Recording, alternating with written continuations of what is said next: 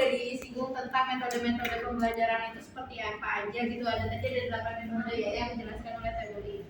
Nah, metode itu bisa saja kita sebagai guru itu membuat metode sendiri untuk belajar gitu, untuk mengajar anak itu. Nah, gimana caranya? Nah, adalah langkah pengembangan metode pembelajaran. Yang pertama itu menganalisis kebutuhan dan karakteristik siswa.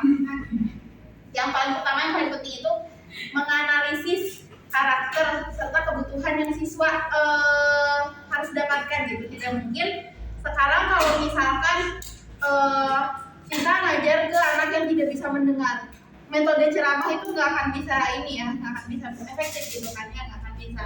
Jadi gimana caranya kita menganalisis dulu nih, kita kenalin dulu siswa ini karakteristiknya gimana, dia kurang di hal apa, bagaimana cara mengatasinya, yang akhirnya nanti ketika sudah kita nilai, setelah kita tahu karakteristiknya seperti apa, kita bisa menyamakan bersama mereka bagaimana kita harus mengajar.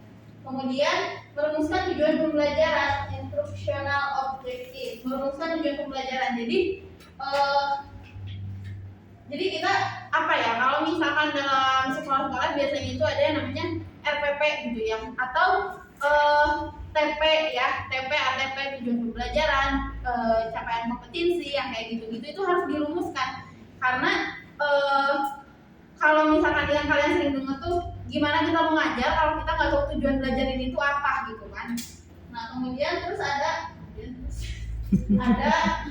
lalu selanjutnya merumuskan betul-betul materi secara terperinci yang mendukung tercapainya tujuan. Jadi misalkan seperti IPA, nah tujuan materi yang terperincinya itu apa? Misalkan kita ngambil dari buat pemantiknya itu tentang gaya atau perubahan wujud.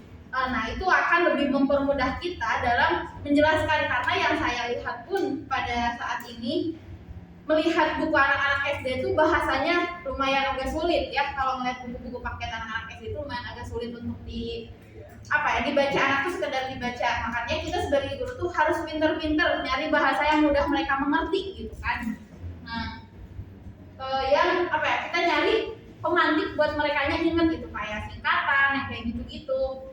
Kayak misalkan Haji Omang Kasep buat ingat cuaca, hujan Oktober Maret, kemarau April September, kayak gitu kan. Nah, terus ada mengembangkan instrumen pengukuran. Nah, jadi kita pun harus punya instrumen pengukuran ya. Apakah jadi ada tuh namanya CP atau capaian kompetensi, di mana kita kan punya RPP. Nah, terus ada TP-nya, tujuan pembelajarannya. Kemudian ada CP atau capaian kompetensi. Kira-kira misalkan dari pelajaran PAI misalkan anak sudah bisa membaca surat Al-Hujurat dan artinya serta bisa menerangkan. Ternyata baru bisa baca aja sama baca artinya aja. Nah, menerangkannya belum bisa. Berarti kan di situ dilihat diukur bahwa si anak itu baru bisa sampai baca di semester ini, belum bisa sampai menjelaskan. Nah, itu instrumen pengukuran perkembangan itu memang harus ada ya. Biar kedepannya metode apa lagi yang bisa kita ajarkan biar lebih mudah gitu. Kemudian ada pengadakan tes atau uji coba dan revisi. Kenapa? Semangat. Nah, ada pengadakan tes atau ujian coba. Tidak. Sekali dulu. Jadi gini, kalau misalnya mengadakan tes, nah ketika yang tadi udah beres kita laksanakan, kan otomatis harus ada ujian nih, ada tesnya. Kira-kira selama 1 semester ini kita mengadakan pembelajaran seperti ini dengan metode seperti ini, apakah semua itu nempel kepada si anak?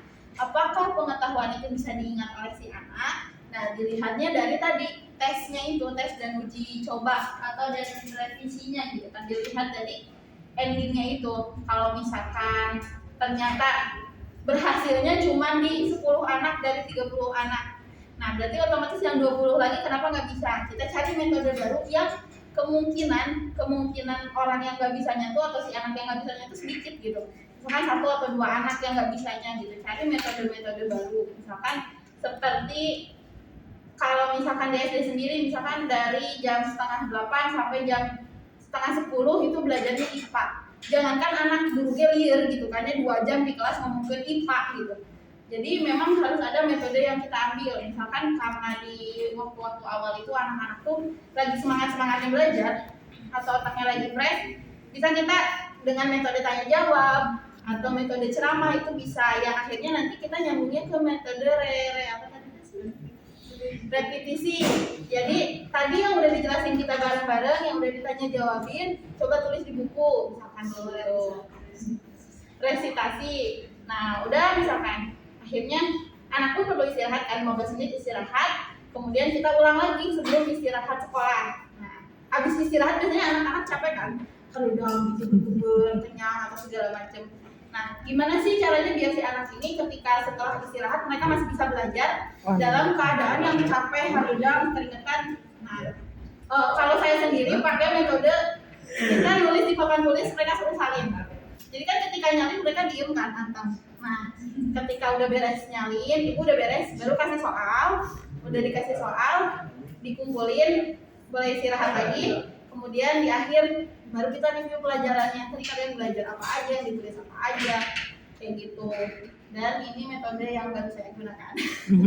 Ya, Luar biasa. Ya, mungkin kesimpulannya akan disampaikan oleh semua. Baik.